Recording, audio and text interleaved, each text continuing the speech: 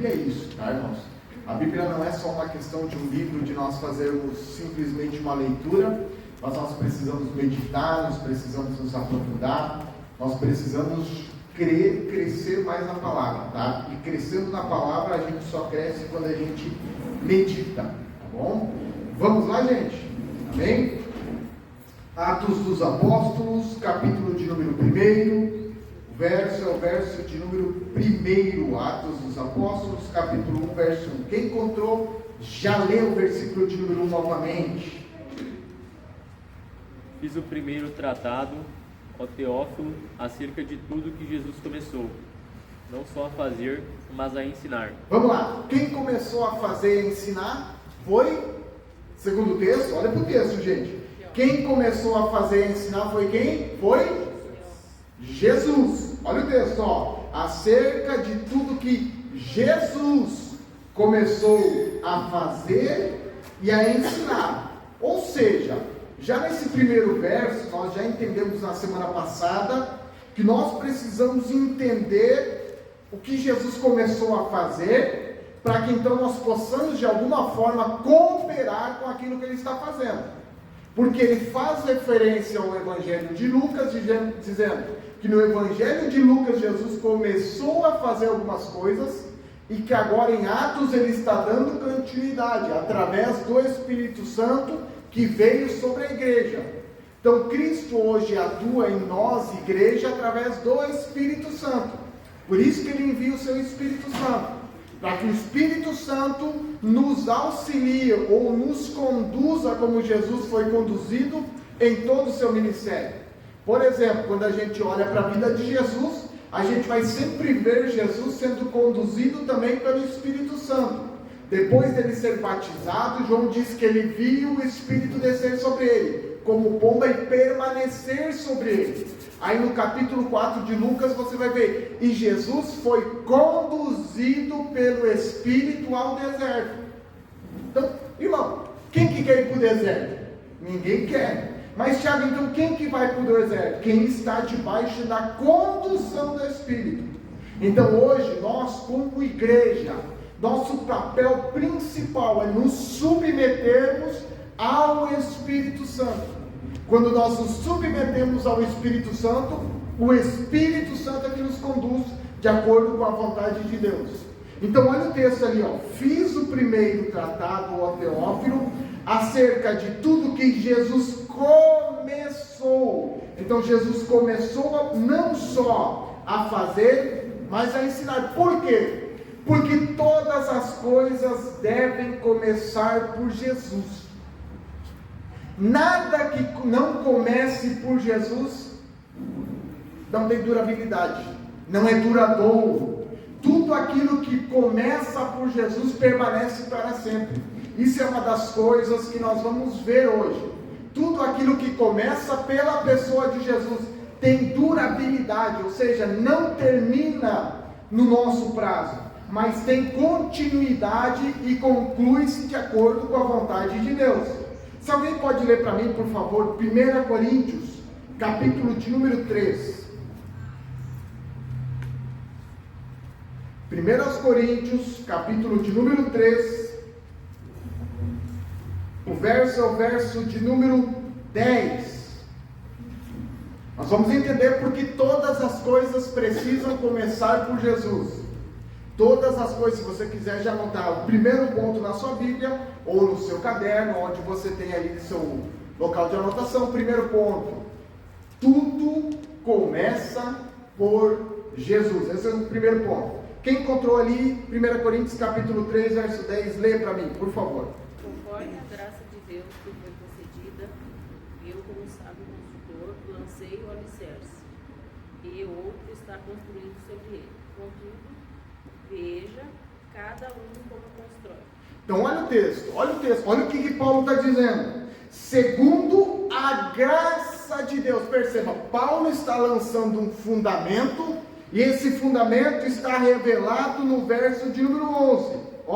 Porque ninguém pode pôr outro fundamento além do que já está posto, o qual é Jesus Cristo. Então ele está dizendo, Jesus é o fundamento de todas coisas que têm duração. Todas as coisas que não começam sobre Jesus não têm durabilidade. Vocês lembram daquele texto que a gente vai ver que Jesus fala a respeito da palavra? Que ele fala que aquele que ouve a palavra, mas não a pratica, é semelhante àquele que constrói a sua casa sobre areia. Não tem fundamento. O fundamento é a areia. O outro que ouve e pratica, ele faz o que? Ele constrói a casa sobre a rocha, sobre a pedra. Aí o que acontece? Vem vento, vem tempestade, vem chuva, vem tudo, assola a casa fortemente, mas quem construiu sobre a pedra, sobre um fundamento sólido, permanece. Mas quem construiu sobre um fundamento de areia, a chuva leva, tudo leva. Por quê? Porque nós precisamos entender que todas as coisas precisam começar em Jesus. Tudo que não começa em Jesus não dura. Amém? Amém. Por isso nós precisamos entender aquilo que Jesus começou a fazer. Por quê? Porque Jesus começou, então vai durar para sempre. Se Jesus começou a fazer algo e nós cooperarmos com aquilo que Ele está fazendo, começou em Jesus. Logo começou em Jesus, vai permanecer para sempre. Agora olha só, o texto está dizendo o quê? Segundo a graça de Deus que me foi dada, pus eu como sábio arquiteto o fundamento, referindo-se a Cristo. Se você quer marcar essa palavra ali, o fundamento, puxa uma setinha, você pode escrever Jesus Cristo e fazer a sinalização ali com o verso de número 11, do capítulo 3 de 1 Coríntios ali. Tá? No capítulo 10 fala que ele coloca como sábio arquiteto o fundamento e outro edifica sobre ele. Mas veja cada um como edifica sobre ele. Agora olha só, olha o detalhe que é interessante. Hoje, a maioria das igrejas estão preocupadas com tudo, menos com o fundamento. Elas estão preocupadas com fazer tudo de aparência, tudo de bonito, tudo de legal, tudo que agrada às pessoas, mas nem tudo que elas estão fazendo começou em Jesus. Esse é o problema. E tudo aquilo que não começa em Jesus não tem duração, nem tem durabilidade, não permanece para sempre, não é algo de uma recompensa eterna futura. Então as igrejas se preocupam com tudo, menos de colocar o fundamento, e o fundamento é quem? É Jesus Cristo. Qual é o principal hoje? Vamos lá, por exemplo, alguém vai pegar e vai, eu vou abrir uma igreja hoje. O que ele se preocupa? Prédio que eu preciso alugar. Onde eu vou alugar um prédio?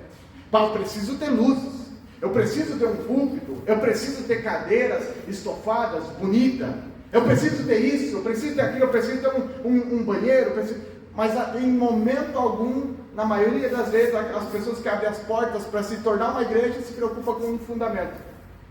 Ou seja, como eu vou fundamentar Cristo naquela igreja? Como? Palavra. As pessoas se preocupam com tudo do ambiente, mas menos com aquele que é mais importante no ambiente, Cristo. Por que você acha que abre um ministério num dia, no outro dia ele fecha? Começa um dia, depois daqui a pouco fecha. Por quê? Porque se preocupou com tudo, se preocupou com aluguel, se preocupou com prédio, se preocupou com cadeira, mas não se preocupou de estabelecer Cristo.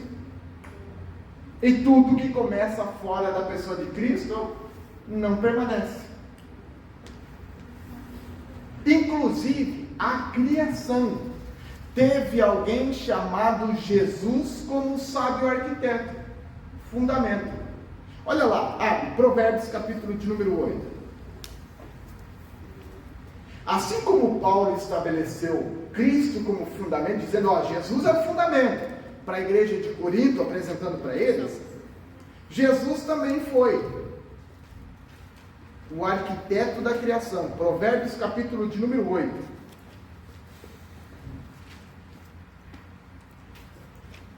Provérbios capítulo de número 8.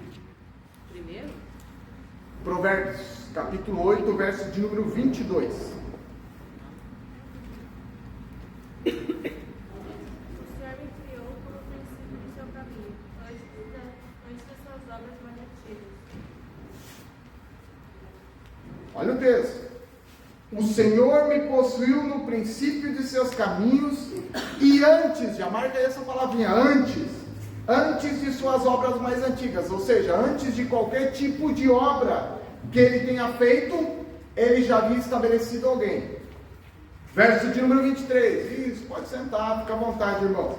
Verso de número 23, desde a eternidade fui ungida, desde o princípio, antes do começo da terra, ou seja, antes de haver o começo da terra de novo, marca essa palavrinha antes de novo. Verso 24, antes de haver abismo fui gerado, e antes ainda de haver fontes carregadas de água, antes que os montes fossem firmados, antes dos outeiros eu fui gerada. Ainda ele não tinha feito a terra, nem os campos, nem sequer o princípio do pó do mundo. Quando ele ainda preparava os céus, aí estava eu. Quando compassava ao redor a face do abismo, quando firmava as nuvens de cima, quando fortificava as fontes do abismo, quando punha ao mar o seu termo para que as águas não transpassassem o seu mando, quando compunha os fundamentos da terra, verso de número 30, então eu estava com ele e era, em algumas traduções vai estar, e era o seu arquiteto, em outras traduções vai estar aluno, tá? Mas a tradução mais correta ali, era o seu arquiteto. Por quê? Porque o próprio Deus está estabelecendo como princípio desde a criação, que todas as coisas devem começar em Cristo. Amém. Por Cristo. Vocês estão aí, gente? Amém? Amém. Não, vocês estão meio cansados, pai. Vocês estão aí ainda, gente? Amém ou amém? Amém. Amém. Glória a Deus. Entendeu, gente? Agora olha só. Pensa um pouquinho comigo. A Bíblia diz em Gênesis capítulo 1, olha lá. E agora, irmãos, eu vou botar vocês para pensar. Vamos ver se vocês vão pensar. Tudo que começa em Jesus é duradouro, certo? Amém ou não amém? Amém. Vamos lá, repita assim: tudo que começa na pessoa de Jesus, permanece para sempre. Agora olha lá, verso de número 20, capítulo 1, verso 20 de Gênesis. Quem encontrou, mas lê alto, com voz de crente, voz de pregador, voz de pregadora. Vai. Disse também Deus: fervilhem as águas um fervilhar de seres vivos, e que as aves voem acima da terra sobre o firmamento do céu. E assim aconteceu. Ó, viu? Na tradução dela, eu acho que top essa tradução, fervilhem no fervilhar. Meu Deus, irmão, eu já não consigo falar essas duas palavras juntas. Ó, na minha tradução está assim, ó: produzam as águas abundantemente répteis de alma vivente, falando dos peixes. Agora eu te pergunto, em algum momento Deus falou para parar de produzir? Por que aparece tanto tipo de peixe? Quando eles mais estudam, mais peixe aparece. Por quê? Porque a criação começou em Cristo. Peixe não vai acabar não, viu? Os pescadores. Acaba num lugar, acabou, começa a sair do outro. Acaba do outro. Por quê? Porque o texto está dizendo, Deus disse, produzam as águas de forma abundante, que não pare de produzir. É por isso que às vezes você faz um laguinho lá meio estranho, e do nada tem um punhado de peixe lá dentro. Lá. Como? Palavra se cumprindo. Meu avó tinha um riachinho que saía lá de cima assim do nada. Aí um dia eu fui lá e joguei um negócio, tinha uns peixinhos nadando lá dentro lá. Aí você diz, mas como? Da onde que surgiu? A palavra de Deus. Por quê? Porque começou em Jesus. E tudo aquilo que começa em Jesus não termina. Por que você acha que as pessoas estão tão preocupadas com a criação, com tudo? Sim. Mas olha o que o texto vai dizer. Os céus e a terra foram criadas no princípio por Deus. Apocalipse capítulo 3, verso 14 vai dizer que Cristo é o princípio da criação.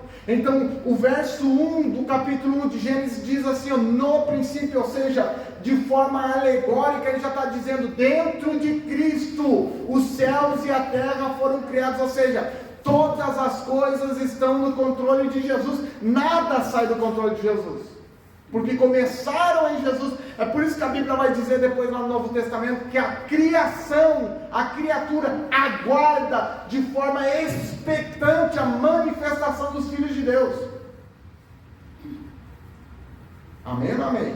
Amém. Então, irmão, a criação está, a Bíblia vai dizer em 1 Pedro, a terra está, porém, entesourada para o fogo. É lá que vai acabar, quando Deus disser que acaba, e aí vai ter novo céu e nova terra.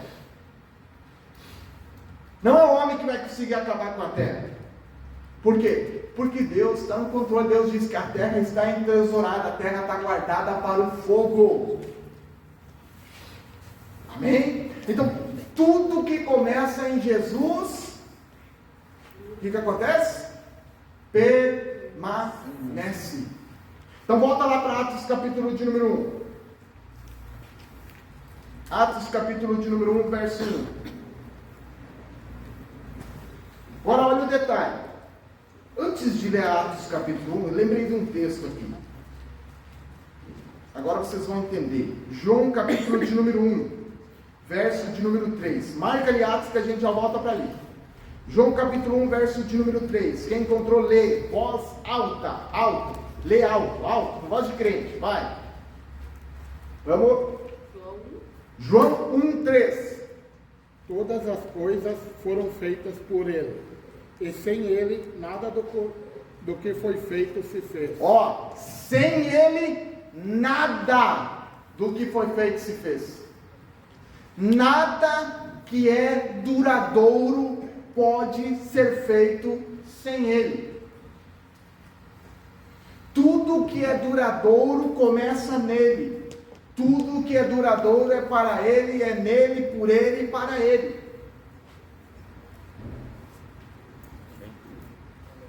Agora olha só.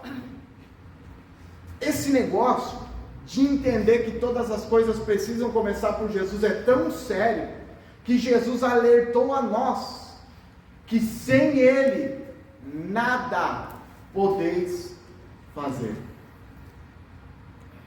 Quer dizer, Tiago, que se eu mudar uma cadeira de lugar, se Jesus não estiver fazendo comigo, não tem valor nenhum. Você está fazendo por fazer. Olha o texto, João capítulo 15, só sobe para frente aí nos textos.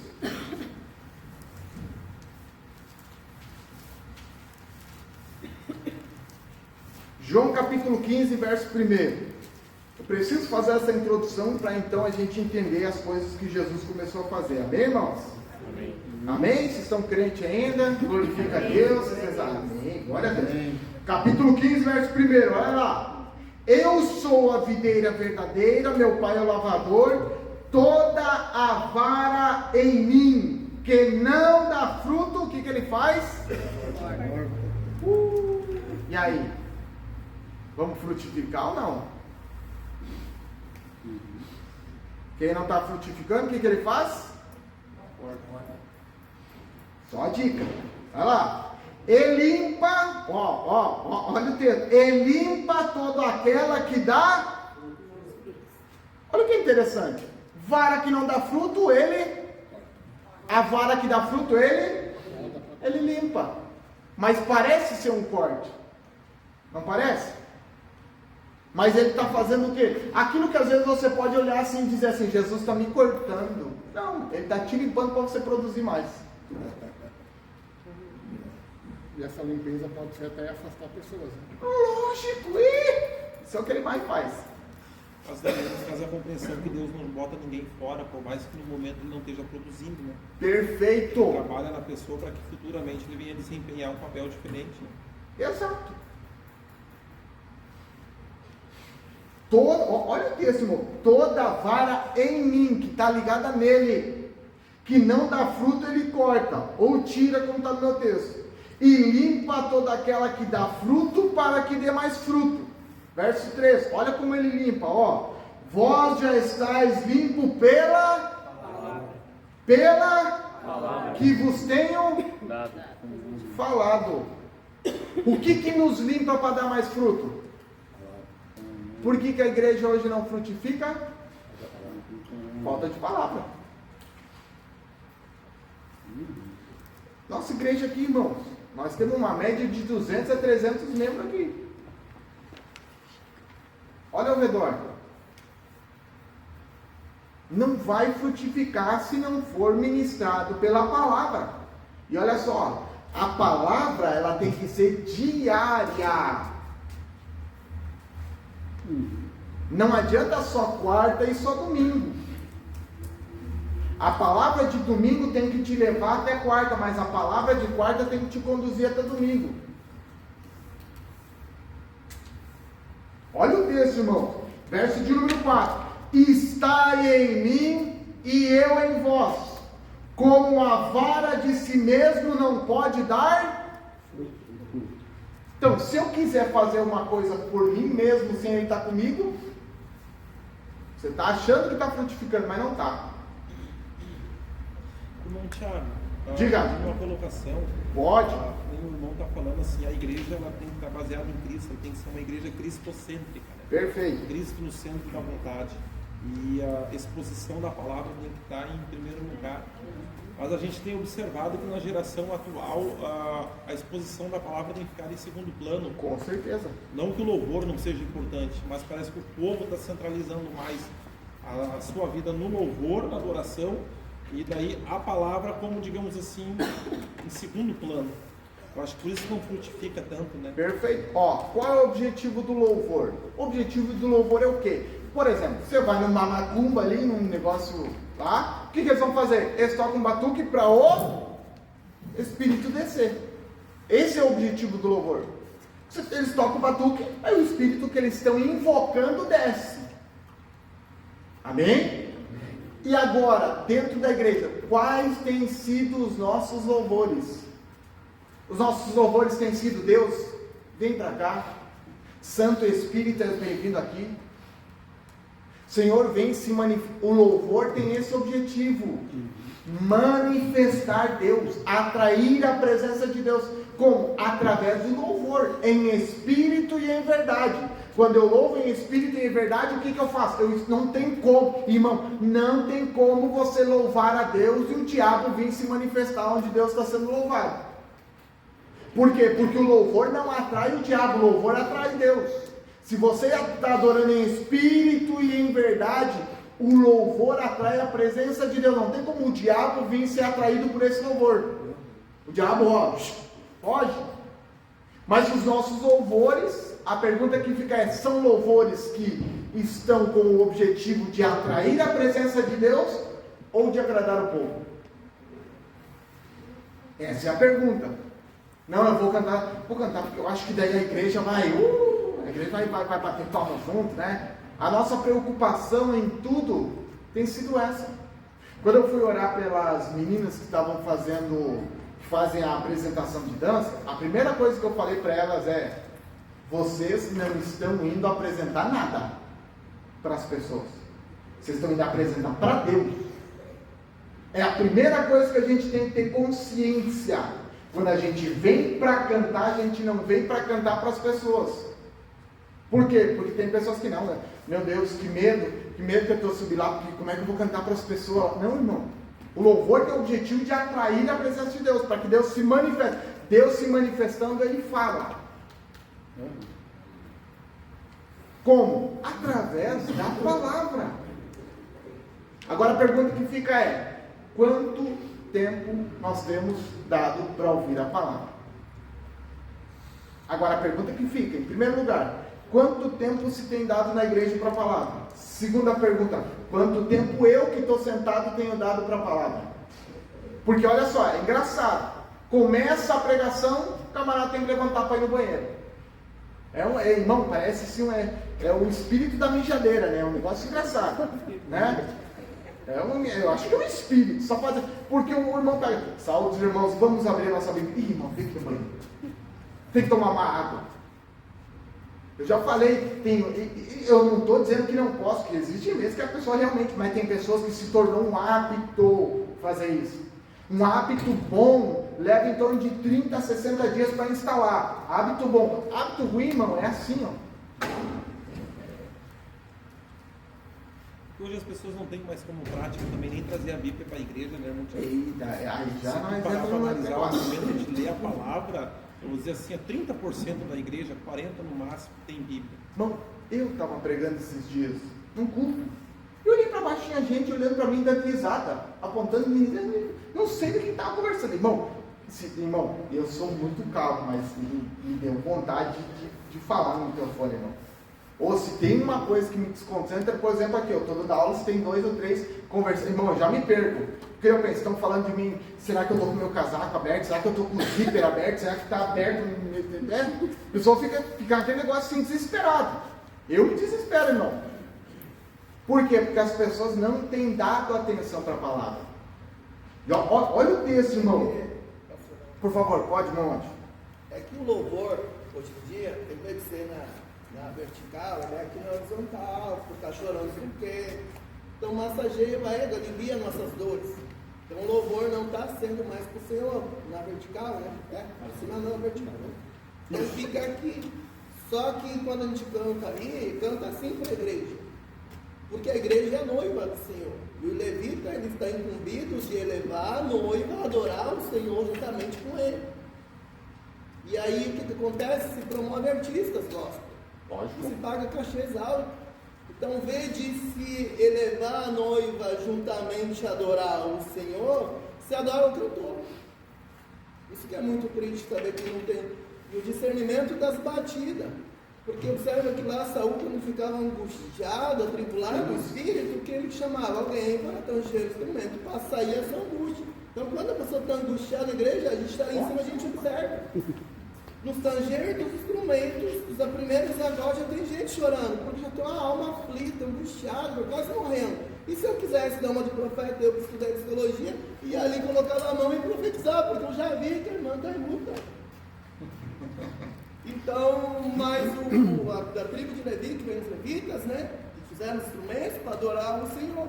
Mas hoje, quem vem aqui, se vier um famoso, eles adoram o cantor. O problema é o ego, né? Roger, tudo que vai contar é intenção. É intenção do Mas coração. aí foi o que o diabo pecou.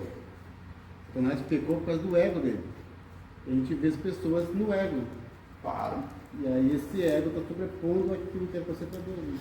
Foi comido por bicho. Na Bíblia aí, um herói diz aí que foi comido por bicho. E eles não respeitam a noiva, entendeu? Aqui não é o povo. Não é só. Estou falando antes ali a respeito da igreja. A igreja era como uma organização, ela é um prédio e coisas. Certo. Mas como organismo, ela é a noiva. A noiva. Noiva viva, organismo vivo, que se move em adoração ao seu Senhor. Ao seu Perfeito. noivo podia virar nos buscar. Perfeito. Bom, lá atrás, queria... Levitas, para obséquio, levitas na época não era que botavam fogo. Levitas é que tem várias funções na tribo de Levi, tá? Tem os coatitas, os meratitas, tem a de Gerson, são várias funções ali que eles vão ter, desde o louvor até a parte também do serviço em si, do serviço de levar, de fazer a troca lá dentro, de carregar, tem toda uma função lá dentro. Isso. Eu também sou levita. Sim. Ele sabe o que eu passo. É que assim, ó, a questão hoje, por exemplo, para mim, na minha ideia, não existem mais levitas. Por quê? Porque a gente não é da linhagem de Arão, tá? A gente utiliza a nomenclatura levita, tá? Como se fosse da mesma função que eles exerciam, tá? Mas levita, Tiago, eu sou levita. Não, você não é levita, você tem a mesma função que o levita fazia, tá? Mas levita você não vem da linhagem de Arão. Tem como, né? Só você veio lá no Israel e judeu, aí ok, aí você é levita, tá? Mas a adoração tem esse objetivo, tá? De levar as pessoas a adorar a Deus para que Deus se manifeste. E o mais importante, para que Deus se manifeste e fale. Porque nada adianta a gente atrair a voz de Deus, atrair a presença de Deus para o ambiente, se não deixar ele falar. Atos capítulo 3 diz que eles estavam orando, eles estavam jejuando, estavam dando liberdade para o Espírito Santo, até que o Espírito Santo falou: separai-me a Barnabé e a Saulo para a obra que eu os tenho chamado. Por quê? Porque eles adoravam, eles oravam, mas quando Deus se manifestava, eles deixavam ele falar. Amém? Amém? Então olha o texto ali, irmãos, tá? Para a gente não fugir muito. Olha lá, verso de número 5, do capítulo 15. Eu sou a videira, vós as varas, quem está em mim e eu nele, quem está em mim e eu nele. Duas coisas diferentes. Tem que estar em Cristo, mas Cristo precisa estar em você. Porque, o texto está dizendo, toda a vara em mim, verso 2, que não dá fruto, atira. Ou seja, tem uns que estão ligados nele, mas ele não está ligado. Ele não está dentro dele. Tem gente que tem a aparência de estar ligado nele, mas ele não está dentro dessa pessoa. Porque olha o texto, tem aqui, verso 5, eu sou a videira, vós as varas, quem está em mim e eu nele, esse dá muito fruto. E aí ele encerra, porque sem mim nada podeis fazer. Não é que eu não posso fazer nada, mas eu vou fazer coisas que não vai ter valor nenhum. Como eu sempre uso aquele texto, Mateus 7, 22. Muitos vão chegar naquele dia, eu profetizei em teu nome, fiz muitas maravilhas, vai dizer, nunca vos conheci. Por quê? Eu preciso estar em Cristo, mas Cristo também precisa estar em mim. E a única forma de Cristo estar em mim é o que Paulo disse? Já não sou eu quem? Mas quem que vive? Então tem que morrer. Minha vontade tem que morrer. Meu querer tem que morrer. Meus desejos têm que morrer para que a vontade de Deus prevaleça em mim. E aí sim eu vou dar fruto. Por quê? Porque daí já não sou mais eu fazendo. Já não é mais o irmão Josimar fazendo. Não é mais o irmão Carlos fazendo. Não é o irmão Daniel fazendo. É Cristo fazendo através deles. Amém? Agora olha só. Vamos lá para Atos agora. Mas as pessoas percebem, né? A mudança que tu não é mais aquela pessoa que conhecia antes, né? Sim, lógico. Esse camarada ali, eu conheço. Não pode ser ele, né? Aí entra pela fé sem obras, né? Daí é complicado. Atos capítulo 1, verso 1. Olha só. Fiz o primeiro tratado, ó Teófilo, acerca de tudo que Jesus começou. Diga assim, Jesus começou. Jesus começou. Mais forte, Jesus começou. Jesus começou. Não só a fazer, repita. Não só a fazer. Mais uma vez, não só a fazer. Não só a fazer. Mas a ensinar. Mas a ensinar. Olha o detalhe. Há um equilíbrio entre fazer e ensinar. Tem muita gente focada só no fazer, mas não aprende nada. Não senta mais para aprender. E aí está que nem Marta. Ansiosa e afadigada, em muito serviço e a fazer. Mas uma só é necessária. E Maria escolheu a melhor parte. O que Maria estava fazendo? Sentadinha aos pés de Jesus. Precisamos fazer, mas precisamos também sentar para ouvir o que Jesus quer que nós façamos. Agora vamos lá. Anota aí. O que Jesus começou a fazer? Vamos falar. Gente, eu vou falar de 3 coisas, tá? 3 coisas principais. Eu anotei aqui 7. Tem mais, Thiago? Tem mais, tá? Mas eu vou falar de 3 principais aqui que a gente tem que ter